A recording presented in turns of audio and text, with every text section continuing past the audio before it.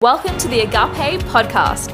I'm Beck, a passionate, sold-out lover of Jesus who accidentally started a Christian singles ministry, and now I want to help as many people as possible to find their husband or wife while being super healthy and full of hope.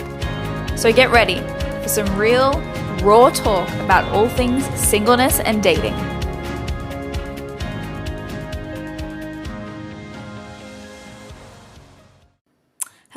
Hello. Welcome to our podcast for this week. My name is Beck, if you guys don't know me, Beck Chamberlain, and I am so excited to talk to you today. To be honest, I'm having a pretty rough day. I'm not going to lie, it has been a really rough 24 hours. And so I'm sorry if I don't sound super chipper, if I'm a little bit flat today as you listen to this. Yeah, it's just been a really rough, really raw time. And honestly, I'm just trying not to cry at the moment. Just some relationship stuff with some people and just a lot of hurt. Usually doesn't affect me so much, but I'm just feeling really raw and on the surface. And I thought about, hey, should I wait to do this podcast until, I can be my happy, jolly self, and be all like, woohoo, yay, Jesus, so good, like, let's do this. But you know what? I feel like I just wanted to be real and raw and be like, actually, I spoke to a girl yesterday who was single, and we had a really great chat, and she was crying and she was having a hard time, and I was just saying stuff that really brought life to her. And I was thinking about her today when I was thinking, should I wait to do this podcast? And I really just have such a heart for this community that I feel like it doesn't really matter so much how I'm feeling. I've made a commitment to, record these podcasts, to serve this community, to bless this community, and to really just share like what the Lord has put on my heart. And I can be led by my emotions. I can be led by my feelings, and feel like I have to have it all together. Feel like I have to be like, woohoo, all the time, which, usually I am. Or I can actually just serve and just be myself and serve in that place and not have to be fake, honestly. Because I feel like sometimes when I'm listening to people, you don't get to see the real them. And there's a lot of, fakeness. So I was like, I can do this and just show up and be authentic and be like, hey, this is what I'm going through today. It's been pretty rough. But I also feel like the Lord is wanting to do something. And I'm not going to be led by my emotions. I'm going to be led by Him and what I feel like He has put on my heart to share. So all that to say, that's a pretty long preface. And who knows, I might just perk up while I talk, because that usually happens too. I get excited about what I'm talking about, and then the cares of the world seem to just fall away, and the passion for the Lord and what He's doing really comes through. So today what I'm going to talk about is dating for compatibility, not identity. I had a really great chat with this girl yesterday, and we just really, I just got to minister to her, and it was really beautiful, because I find right now in the environment that I'm in, some people, have started to kind of recognize me. Oh, you're the person from the singles group, and they seem to see me as some sort of single guru. And I tend to attract people. I can be out in the street, and it doesn't happen all the time. I'm not saying like, oh, people come up to me all the time, but there's been quite a few occasions where, I'll be out and people will be like, Beck, hey, and come up and start talking to me. And I'm like, hello, random stranger. What can I do for you? And I end up just ministering to them and praying for them, and they share with me their story of singleness. And so I found I've become like a bit of a single guru. I don't know if that's a thing, but that's kind of how I feel. And it's my pleasure. It's my joy. I love that people want to share, their intimate, deep parts of their heart with me. They want to be real. They want to be raw, and they want to show me kind of what's going on in their life and their journey. And it's funny because even if I'm out at a social gathering, whether I kind of ask about it or not, people just dive into their story. About heartbreak and their journey and just finding God there. And I feel like the Lord has just given me a grace to be able to answer questions, a grace to be able to have a wisdom that I didn't have before. like I'm saying things that I've never have thought of before, but I'm like, oh, okay, that actually is what this person needs to hear. And that's the beautiful thing about partnering with Holy Spirit. He gets to use me as his vessel. He gets to use my mouth as his mouthpiece. And so I just pray that everything that I say is from him. So one of the things I was talking to this girl about yesterday that I think really touched her, she hadn't had a date. I don't even think she had a boyfriend, she said. And she was in her late 20s.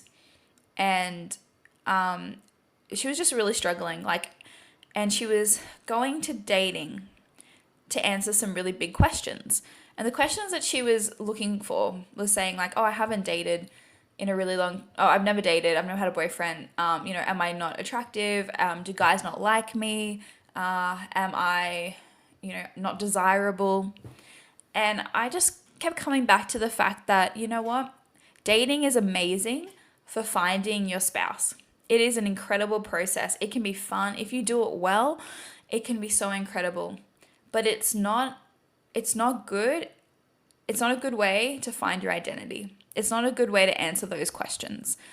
Dating is never meant to answer the questions of whether you're lovable, whether you're good enough, whether you're desirable, whether people like you, whether you, are approachable, or whether you are fun enough. All of these things, dating was never meant to actually answer those questions for you. And as I told her that, and I just got to minister to her and say, you know what, the Lord is actually the one that answer those questions for you.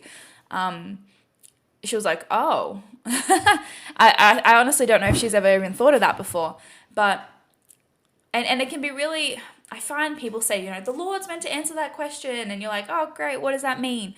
It means actually finding your identity in him. It means actually looking at him and saying, okay, who do you say that I am? And getting so filled up with that so that when you go into dating, you know the answer to those questions already.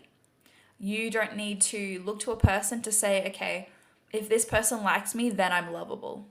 If this person likes me, then I'm attractive. If this person likes me, then that must mean I'm really hot, or I'm like a super awesome person. Because then the flip side is, if no one likes me, then it must mean I'm a terrible person. If nobody likes me at the moment, then it must mean I'm really ugly. I've gone through this too, so I'm not saying these are lies that we need to laugh at, because they are just from the pit of hell. And so again, dating is great for meeting your person. It is a means to meet your spouse, and even more importantly, I think, to grow in who you are. And dating will stretch you as you get to know more people. The really beautiful thing that dating does is it actually refines your focus, and it refines your gaze onto what you really wanted. So like when I started dating, again, like I said, I've had like no real dating experience, but I was on a dating app for 3 months. The Lord called me to join that app. I don't call it dating. I just had meetings with guys. We went on dates. We just had like a meeting, like a coffee, just to like get to know each other. I don't really consider that a date. In my culture at least. So anyway, I'd have these meetings, and I realized, oh, what I thought I wanted isn't actually what I wanted. And it really helped me to refine my focus. I thought, oh, I just want someone who's a Christian. And then I met people who were just Christian, in inverted commas. And I'm like, oh, no, that's not good enough. I need someone who's on fire for Jesus. Okay, cool. Now I'm really getting more specific on what I'm looking for. And I even spoke to somebody last night. I was talking to a young guy, and it was his first ever dating experience. He had met somebody, and they'd been dating, and they just broke up. And I was like, this is a good thing. Like, your dating experience has actually succeeded. And he really saw it like that. It was like, dating is meant to show us, do I want to marry this person? Am I going to want to build a life with this person? And if it's a no and you break up, then dating has actually been successful, because that's the question that you want to answer in dating. And there were some things that he really thought he wanted that this person had, that he realized in actual fact, hey, that's not what I want. This is super incompatible with who I am. We do not get along well in these areas. But they were able to end with honor and do it in a really good way, which is really good. But I was like, oh, this is a really good thing. This is what dating is for. Dating is to answer these questions. It's to answer, what kind of person am I looking for? So it refines our focus, and it also really refines us and sanctifies us. Dating is such a sanctifying experience. If you are not dating, I would really encourage you to, because the Lord can do so much with you. When you're single, and not dating, there's really not that many opportunities that really come up that will trigger you, that will make you question like where your heart's at, make you go deeper into inner healing. There's not that many opportunities. Yes, there's friends around, but they're not going to be able to touch certain parts of your heart that a member of the opposite sex can in a more romantic setting. And so when you're dating, you get triggered a lot more than you usually would with just with any random person, friend, whatever. Because even your best friend, you might see 3 or 4 times a week. But if you are in a dating or in a, like when I say maybe not dating, but in a relationship, you might see them that much or a little bit more, and you're talking a lot more than you probably would to your best friend. And you're letting them into different parts of your heart. And so there's a lot more opportunity for you to be triggered, for you to say, oh my goodness, where is this coming from? Why am I acting this way? Why am I responding this way? Oh, what root? Oh, I can see the fruit. What's the root of that? Oh gosh, I need to go and take that to the Lord. I need to get some healing on that. That's really crazy. I remember with my ex-boyfriend, he went to leave on a trip, and he was going to be gone for like, I don't know, 5 days. And we'd only just started dating. And when I say dating, like being a couple. And he, actually no, we were just dating. We dated for technically a month, and then we became an official couple. I don't know. It was this weird in-between season. Anyway, he was about to go on a trip, and he said goodbye to me and went to leave, but then said, hey, I've got something in my house. Do you want to come grab it? So I went to go and grab the thing, and then he was like, okay, bye, and just kind of like left. And I felt like super rejected. And I really had to go, whoa, okay, so he said goodbye, but the way he kind of pulled back from me, the way he was kind of distant, really brought things up in my heart about like rejection and abandonment that I had never had from like a friend. And when I got to tell him that, I was like, oh, I'm just experiencing these emotions, and I don't really know why. He was so lovely about it. And he was like, oh, I was in packing mode, and I was just thinking about all the things that I needed to do before we left. And I was like, oh yeah, that's totally fine. And I understood with my mind, but my heart was hurt.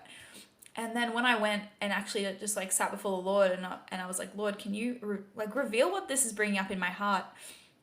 What he really brought up was, oh, like your dad used to do similar things and used to feel really unseen and unknown by that. And just that kind of, you're not important enough to really take the time to say a proper goodbye to.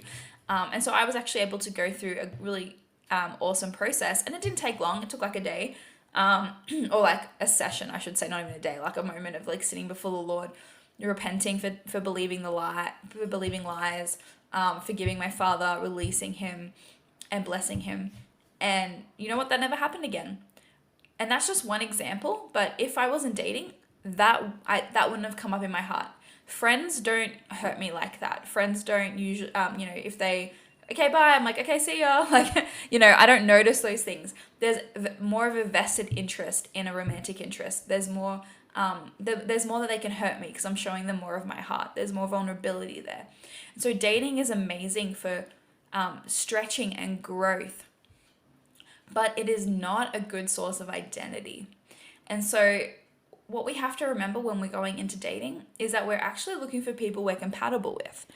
And we're not going to be compatible with everybody. There is going to be people who do not like you, that you are interested in. There are going to be people who are interested in you that you just do not like. And I think the lie that we believe is that, how do I want to word this? If one hot guy doesn't like us, then all hot guys won't like us and we are unattractive. If one really attractive girl isn't interested, then all girls who are attractive won't be interested and you're probably unattractive, which I just see as so not the case. It's such a lie, but I think it really is something that comes in and we believe, or somebody that's desirable. They don't even have to be hot, but if they have a desirable trait and they're not interested in you, you start to believe that, well, all people, excuse me, all people who have this desirable trait are not interested in you. But that, what I've seen from even watching my friends date, is that is simply not true. They can be rejected by somebody that they think is super hot, and then next week somebody that's super attractive, that they think is super attractive, comes and approaches them. They can be rejected by somebody who's super smart, and that's something they really desire, but then somebody next week who's super smart comes up to them and is like, hey, I want to pursue you, you know, or a month later, or, you know, a couple months later. We tend to think in these black and white terms of like, oh, this person is representative of an entire population, and if they're not interested, then that entire population is not interested, and I'm not appealing to that population. And it's such a lie. It's so silly, because what we're really looking for is compatibility.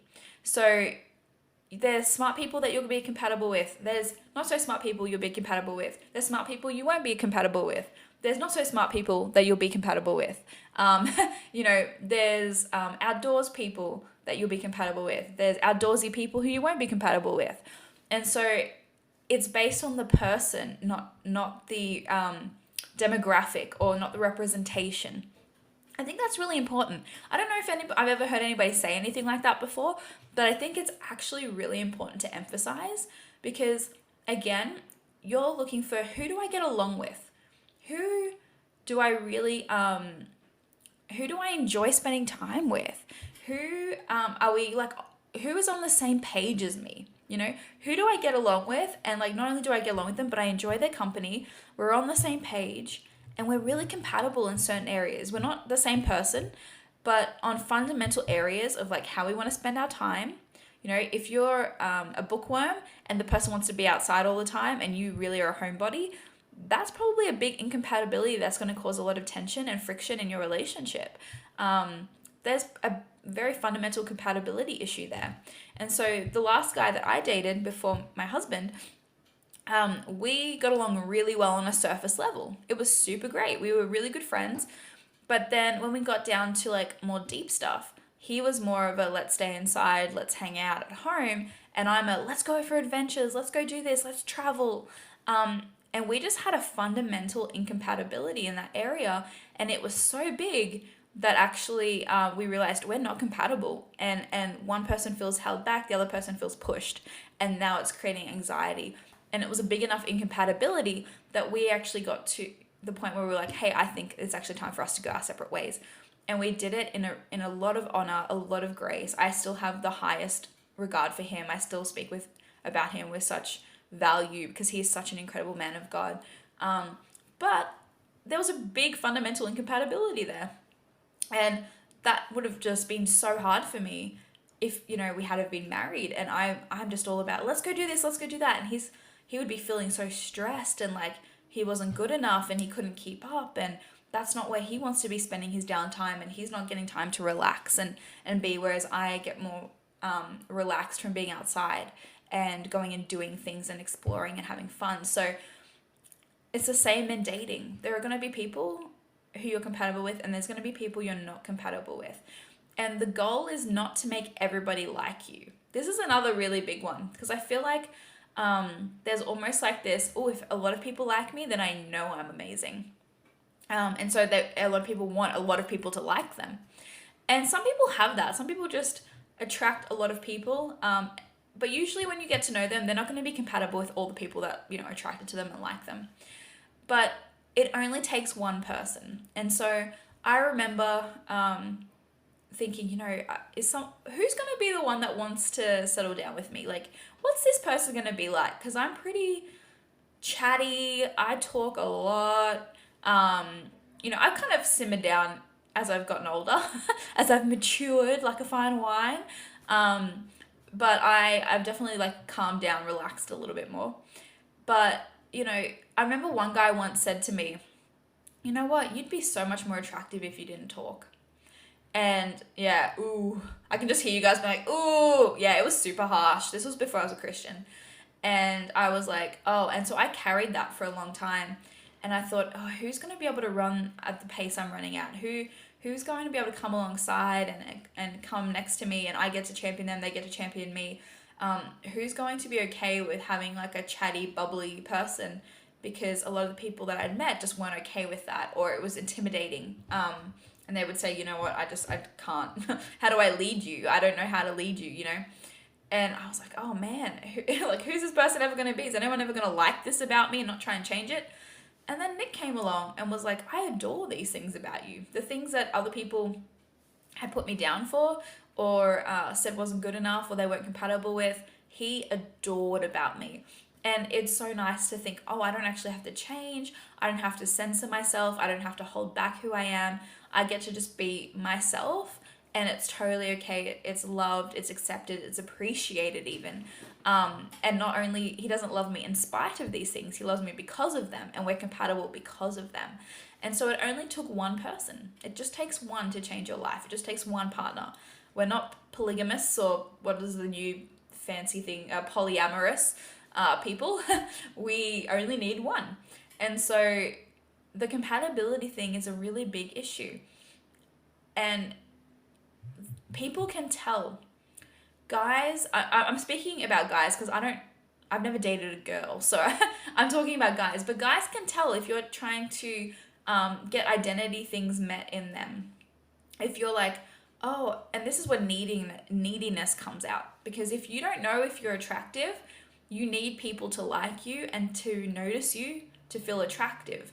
So now when a guy notices you, or you work to get him to notice you, they can tell, they pick up on it. You're like, hey, I'm over here. Hey, I'm super hot. Come notice me. I want you to think I'm attractive so that I know that I'm attractive. Or, you know what, my identity, I actually don't know who I am, so I don't know if I'm fun or not. So I need you to tell me I'm fun to be around. So I'm going to work really hard to convince you that I'm fun, because I need your affirmation of that for me to get my identity in that place. You know, I am who you tell me that I am. So I'm going to be on my really good behavior. We're going to hang out, and you're going to tell me how good I am. You're going to tell me if I'm desirable. You're going to tell me if I'm worth pursuing. And then when somebody decides, you know what, we're not compatible, I actually don't want to pursue you. Thank you so much for your time though. We go into a massive rejection spiral. I feel so hurt. And it becomes a really big deal. It's more than just he didn't want to date me because we're incompatible. It becomes I'm unlovable. No one will ever like me. I went to this person for my questions to be answered about how lovable I am, and they don't love me. So it must mean I am unlovable. I went to this person with my questions about, am I desirable? Am I attractive? And they said, hey, I don't want to be with you. So now I know I'm not attractive. Now I know I'm not lovable. And now that rejection feels so much more than just hey, we're not compatible. We don't get along on some fundamental things, and this is not something that I want to continue. It becomes oh, you've told me a lot about who I am in that statement. And that's why I say dating was never meant to answer those questions. Because if you're looking for somebody to answer those questions for you, when they reject you, when they say something that's the opposite, when they answer the question in quotes in a negative way, then they're telling you believe that they're telling you things about yourself, and making much bigger statements than just, hey, I don't want to be with you. It speaks to your identity, it speaks to your heart, it speaks to your value, it speaks to your worth. And that's why coming into a dating in a really healthy, whole way is so important. Knowing who you are and whose you are before you start dating is actually going to mitigate a lot of the pain that comes from dating, from rejection, from having unmet expectations. If you're like, and this is how I came into dating, and it took me a long time because I went through that as well. Oh, I need a guy to tell me I'm attractive, and then I'll know I am. I need a guy to tell me this. I need a guy to tell me that. But I went through a process, and I can't even pinpoint when it happened. But when I started dating in the summer of last year, I had broken up from my ex, and I started dating. I just had such identity. Like, I really had spent time with the Father, and he had just told me how incredible he thought I was. He had told me about being his daughter, who I am as a child of God. He told me about how attractive I am, how desirable I am, how he had somebody for me. he spoke life and identity to me. And honestly, it came from just sitting at his feet and just allowing him to minister to me. And I just got really filled up with identity. And so when I started dating, when I was in America, because American dating is different to Australian dating. I really like American dating. It's a lot more fun.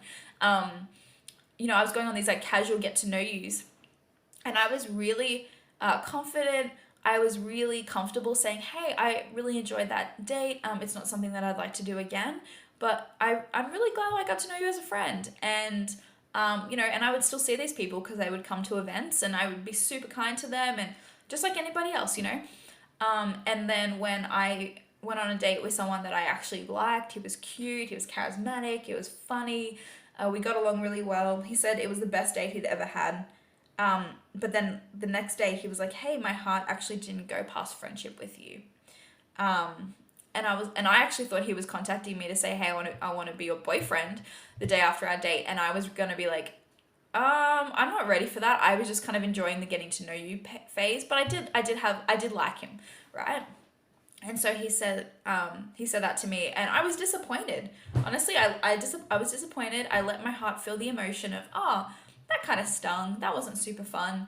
And then I just went straight to Jesus, and I was like, Lord, okay, who do you say I am? Because I know that I'm awesome. I know that I'm lovable. I know that there's an incredible guy out there for me. Lord, just tell me the truth, right? And I know that, I'm attractive. I know that, what was some of the other things I would say?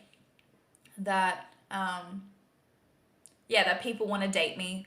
I just went to the Father and I was like, okay, I could take this as, a guy that you thought was cute who you really liked didn't like you, so it means you're unlikable.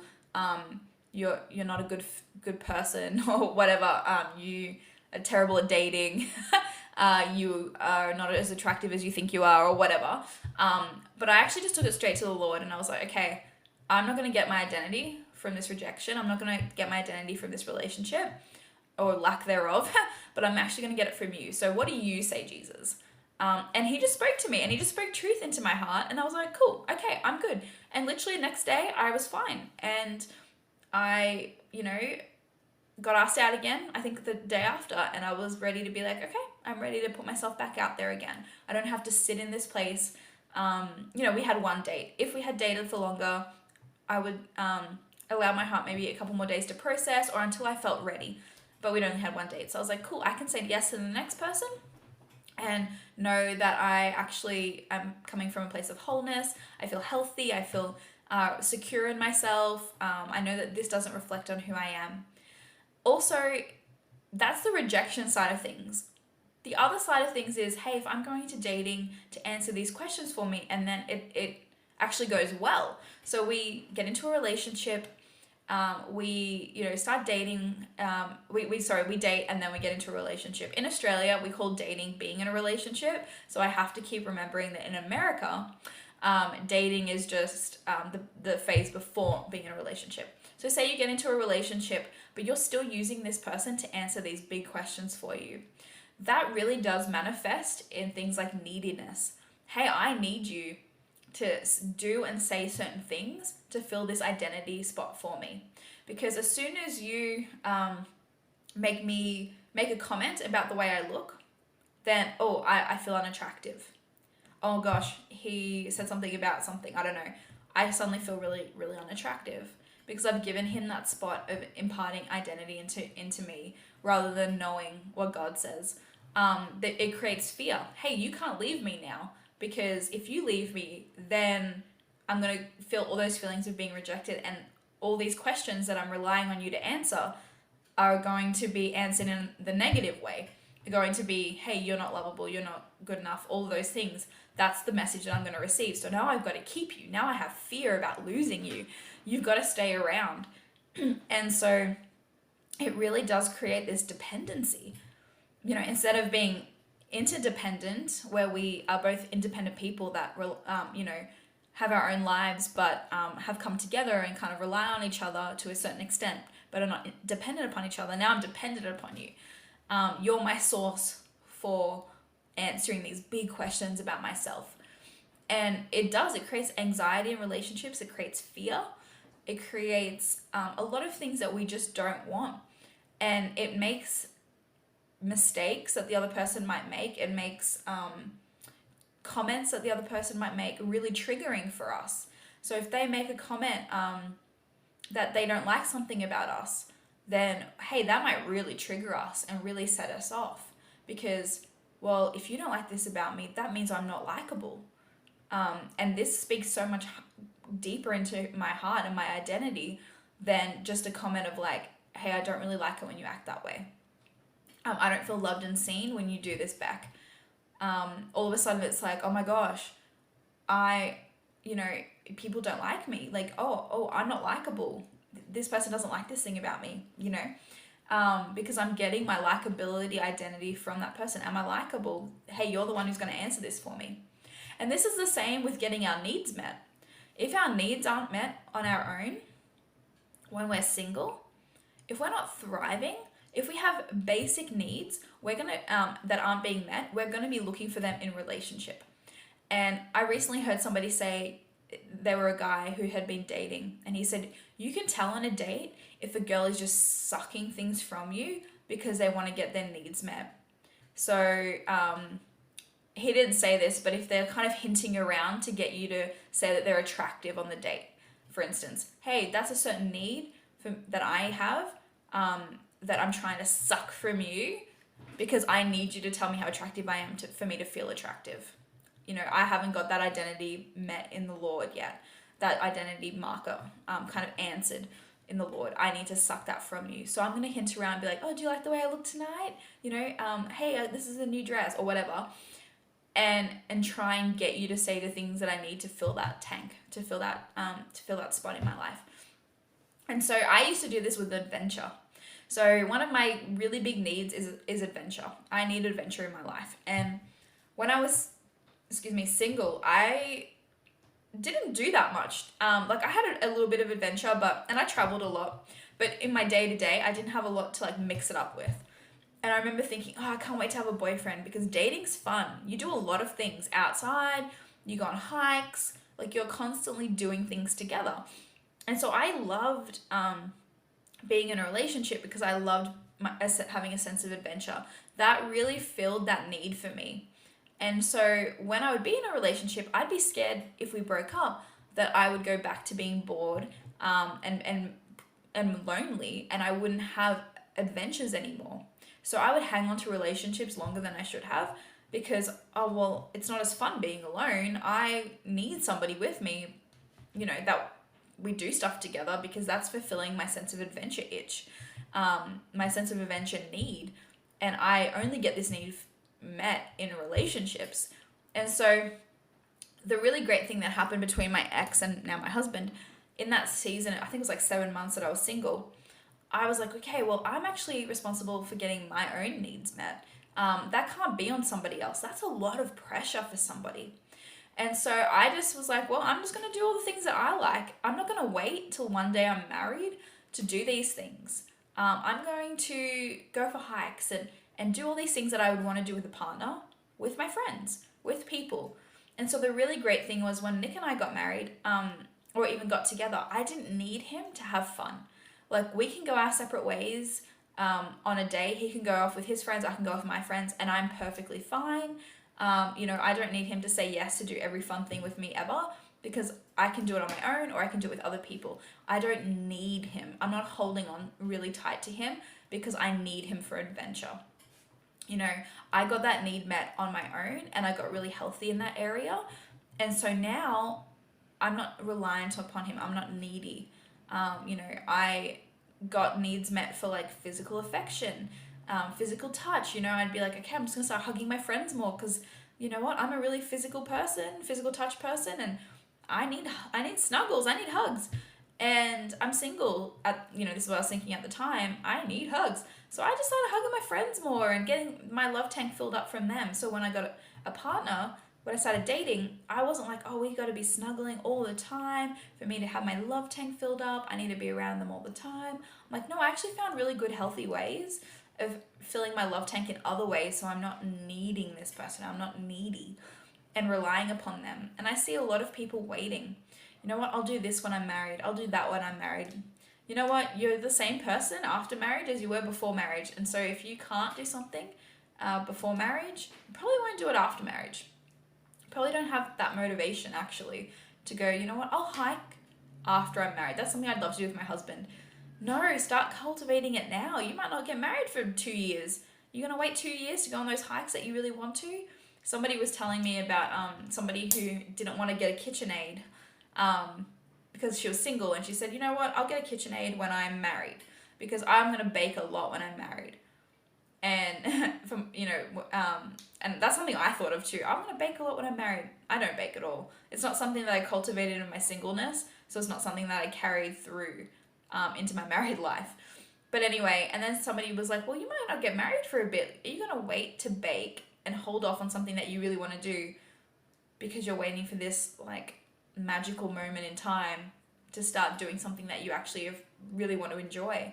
And they're like, oh yeah, why would I wait? You know, and that's not necessarily a need, but it's like those desires of our hearts that we're waiting on. The most successful whole people that I have met don't wait for things until they're married. They go out and do them now. They have fun. They live life to the fullest. They're not in a waiting room. They travel.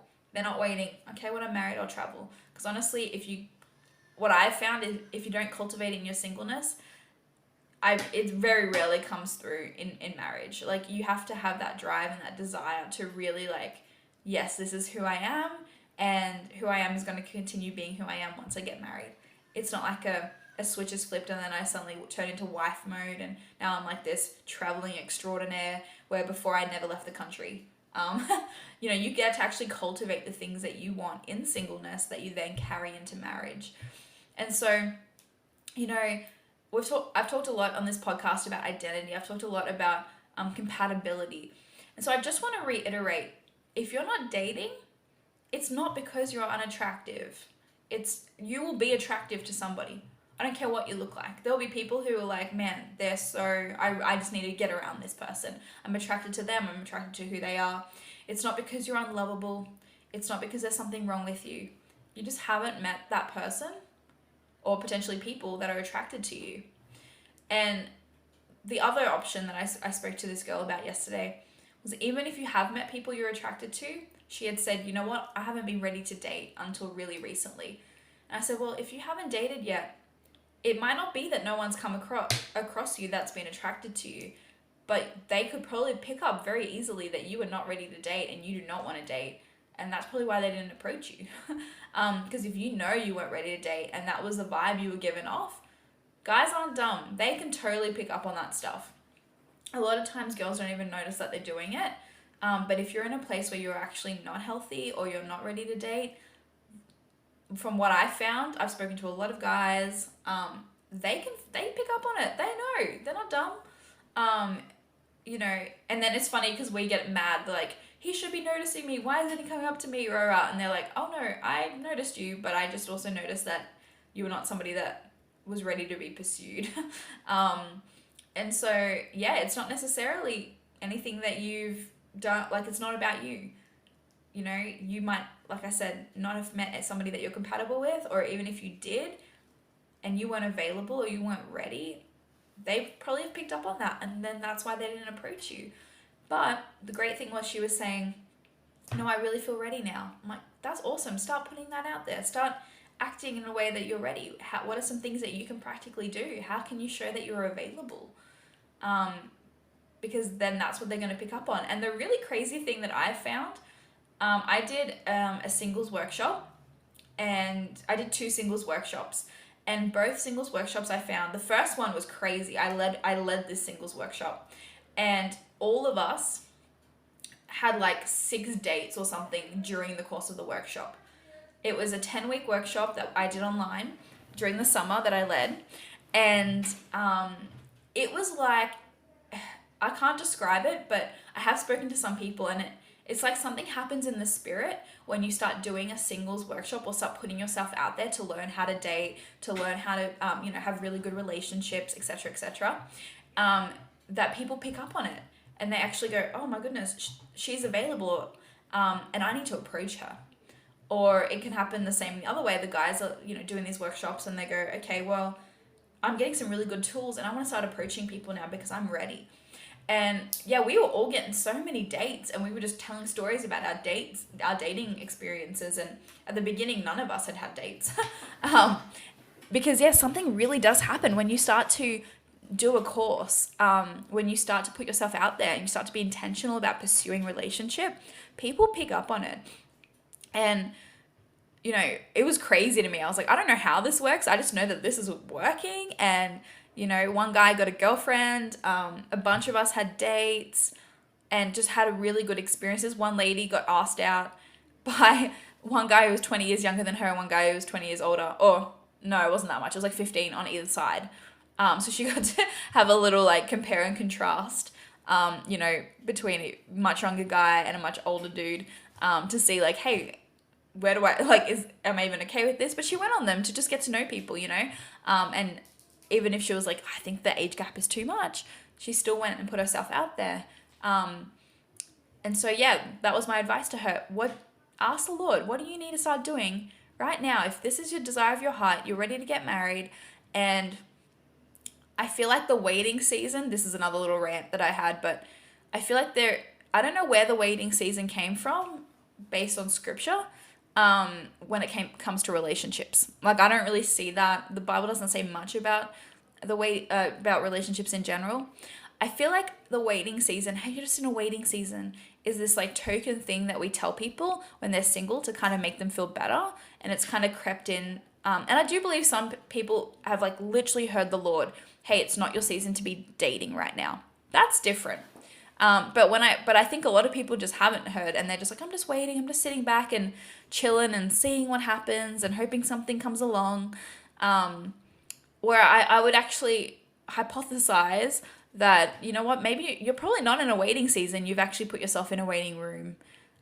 You're just sitting outside. You're sitting on the sidelines. You've sidelined yourself literally, and you want a date, but you're sitting in this waiting room, and all the dates are in the doctor's office. You're just kind of chilling and hoping one of them will come out at some point and say, hey, you want to hang out. And yeah, I see this so often in women, and it's kind of crept into our culture. I'm not sure why, because if this is something that we desire and we believe it's a godly desire, if we desire marriage, we probably haven't been given the gift of singleness. If we're burning with passion, we probably haven't been given the gift of singleness. And so to kind of sideline ourselves and go, you know what, I'm just going to sit back and wait. And there's an active waiting and there's a passive waiting. And I'm talking about the passive waiting. There can be a waiting on God's goodness, but still putting myself out there, still going to meet people, still, trusting the Lord, but being active and partnering our faith with what we believe he's going to do. That's different. I'm talking about a passive waiting where we just don't do anything and we just hope that it'll come to our front door. And there are stories about that. And so we kind of hold those up as like, woohoo, look, it happened for this person. Yeah, it happened for one person, probably out of like tens of thousands of people. I feel like, if you get called to be a doctor, for instance, God puts being a doctor as a gifting on your life. This is something he has called you to. You still have to go to school for like 7 years to become a doctor. God gave the Israelites a promised land, but they still had to go and take possession of it. And I really feel like dating is similar. Like, if you want to be married, it's like, hey, I've given you the promises of it is not good for man to be alone. Like, I will give him a helper. There's promises in the scripture of like man and woman coming together, of covenant. This is God's design. So I do believe it is his will for us. His will is for us to procreate and populate the earth. And so we can only do that within the covenant of marriage. So I do believe it's totally in his will. And so we have this, we know it's the will of God. We desire it. Every other thing that we believe the Lord wants us to do, we go out and we actively pursue it. We go, okay, if this is something that is actually on my life, this is actually what he's called me to do, I'm going to go and take possession of that land. I'm going to partner my faith with his. I'm not going to fall into striving, but from a place of rest, I'm going to put myself out there. I'm going to go to some events. I'm going to go and meet singles. I literally heard a testimony this week from a couple that met on one of our first ever speed get to know you nights. oh no, that was another, I've got multiple testimonies, but they met and are now engaged. They were met a year ago and are now engaged and going to be married. And I had no idea that that had even happened until recently. And I'm like, that is amazing. They both put themselves out there. They met other singles. I don't know how people who are in the waiting room are meeting people or expecting to meet somebody, because if you're not getting out and talking to people, like in sales, it's a numbers game. The more people you meet, the more likely, the closer you are to a yes. And I really think like it's like that in dating too. The more people you meet, the more likely you are to meet someone you're compatible with. The more likely you are to meet somebody who wants to get to know you. If you're not meeting people who are single on a regular basis, I don't know how you expect to be married. I met my husband when he came to an event that I put on. Yes, he was one of only 2 people who actually showed up in the end, because apparently everyone was really turned off by the air quality in Reading at the time, because it was a bit ashy. They didn't want to hike a mountain while it was smoky out. But if he hadn't have come, we wouldn't have met. If he hadn't have stepped out. And the funny thing is, he actually joined the group because he was talking to one of the administrators of the ministry school that we're a part of. And he just said, I have no single friends. All of my friends are married. And this administrator said, hey, there's actually a singles group that started. Why don't you join it and make some friends? And Nick put himself out there. He put himself out there into the group to meet new people. I don't think he necessarily thought he was going to meet his wife, but he did. And so we've seen people getting together. I had a friend who got onto a speed get to know you only because I said, hey, we're a bit short guys. Can you join? And he said, yes. And he came about 40 minutes late because he had something else on beforehand. And he's been speaking to a girl that he met that night for over a month now. And they're getting to know each other, and they're building connection, and they're building something. And he was like, man, I'm so grateful I got onto that speed get to know you, because, it's just opening more opportunities. And the other really good thing about putting yourself out there is the more dates you have, the less crazy and big the one date you have once a month or once a year is. So I find a lot of people dating is very high stakes, because they might have one date every 3 years, 5 years, whatever it is. And so it becomes is this going to be the person I'm going to marry? Oh my goodness, I'm not sure. Should I even go out on the date with them? And then after the date, there's all this pressure.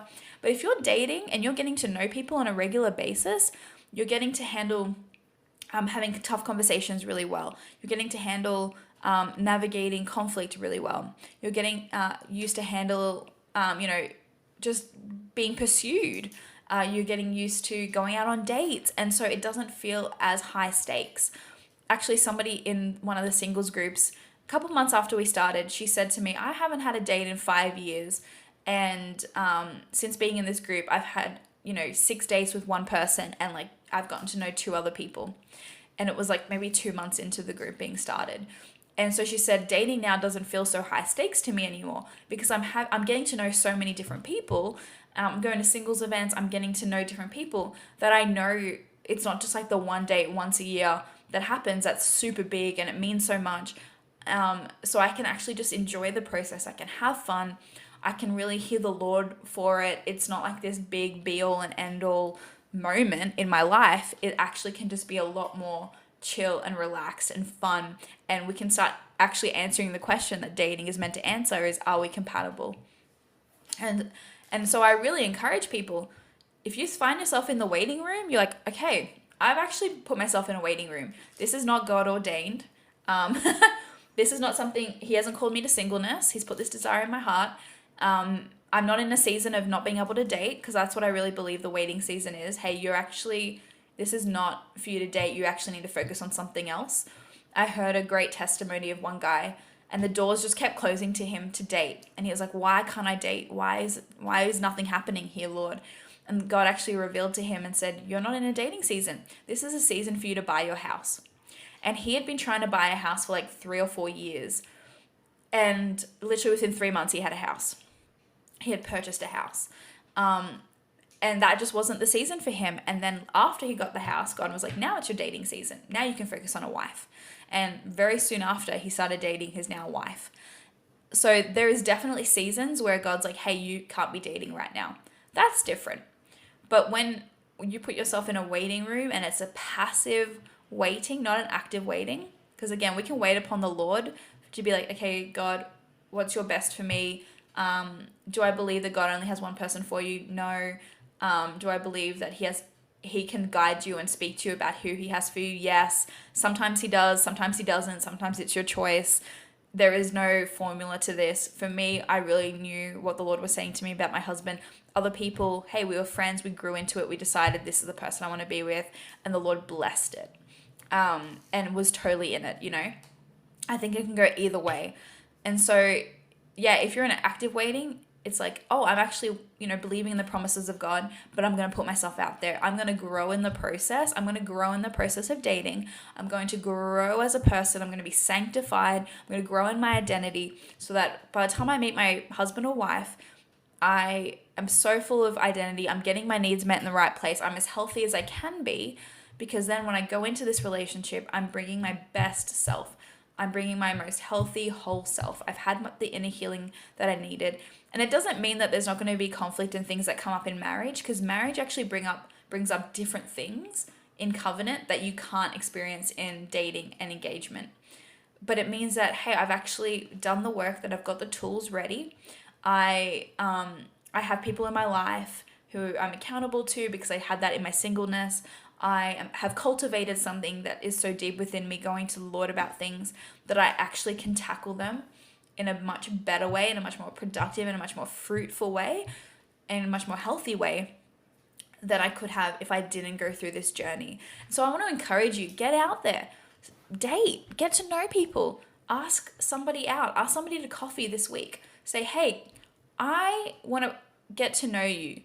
Would you like to have a coffee with me this week?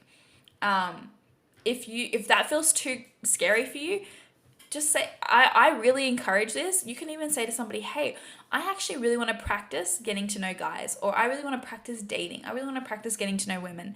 And you feel like a really safe person to me. Can I practice with you? Can we go to coffee? Can I buy you a coffee? And we can just have a practice date. And I think there's nothing wrong with that. There's no expectations. Well, the expectations is that it's a practice, so you don't have to feel stressed. And you can actually just get used to talking to members of the opposite sex. You can pick people who are safe, who you trust, who you're like, you know what, I'm gonna have a great experience no matter what. And then ask them. Start to get out there. Start to project availability. And you'll be surprised. It's like moth to a flame. You'll be surprised what can happen when you actually start to partner intentionality with what you feel like the Lord wants for your life. Partner intentionality with your dreams. Start to put yourself out there and start to take ground in the promised land. Not being afraid of the giants that are in the promised land. I love that verse where it's like, they were like giants to us and we felt like locusts. We felt like so small compared to them. Not being afraid of the giants of rejection, not being afraid of the giants of fear, but actually saying, I'm going to take ground for what I really believe the desire of my heart is, and what I believe the Lord has for me. And I'm actually not going to be deterred by these giants. I'm not going to be deterred by, the things that would try and cause me fear and try and keep me from doing this, because the more I step out, the more I'm going to meet the Lord in that place, the deeper I'm going to go with him, the more he's going to be able to speak to me about identity, the more I'm going to get triggered, the more I'm going to be able to be sanctified, the more I'm going to grow closer to him, the more I'm going to be able to rely on him and come to his feet when there's problems and issues. And dating really brings up so much, and it is actually really beautiful. It is really beautiful. It teaches you how to say no to people. It teaches you how to part ways with honor and respect, and really valuing the other person ahead of yourself. And it really helps you to grow as a person. So that's why I say dating isn't necessarily just to find your husband or wife. It is a means for that, and it's amazing. But it also helps you to grow so much as a person. And it doesn't answer it's never meant to answer those identity questions. We get those identity questions and our needs met in Jesus first, and then we go into a relationship as healthy and whole as possible, and we have a really great experience. So I hope you've enjoyed this session, I don't want to say session, this podcast, this episode. I think that's probably a better way of saying it. I'm still getting used to the podcast lingo. I hope you've enjoyed this episode. Like I told you, I was going to end up being more perky towards the end, because talking just excites me. And talking about things that I'm passionate about excites me. And I'm passionate about your heart. I'm passionate about you finding the person that God has for you, and doing it in a really amazing and healthy and whole way. Yeah, so I just really just pray for you today. I pray that God will bless you with abundant hope for the person that He has for you, abundant hope for the process of dating and how fun and exciting it can be. And I pray that He'll talk to you about the season that you're in. I pray that He'll speak to you about, actually, hey, this is what I've called you to do in this season. That He'll speak to you about, what you're meant to do, how you're meant to step out, what your part of the journey is, what your role in co-laboring and partnering with Him in the work of finding you a husband or wife is. And then I pray that you'll just hear Him super clearly. And I pray for boldness. I pray for boldness to rise up. I pray for risk taking. Nothing ventured, nothing gained. I pray for risk to step out, take that first step into the promised land and see what the Lord has, to partner with Him, to hear His voice for it and say, okay, Lord, how are we going to do this together? And I just bless you with the abundance of everything that He has for you in that first step. In Jesus' name, amen.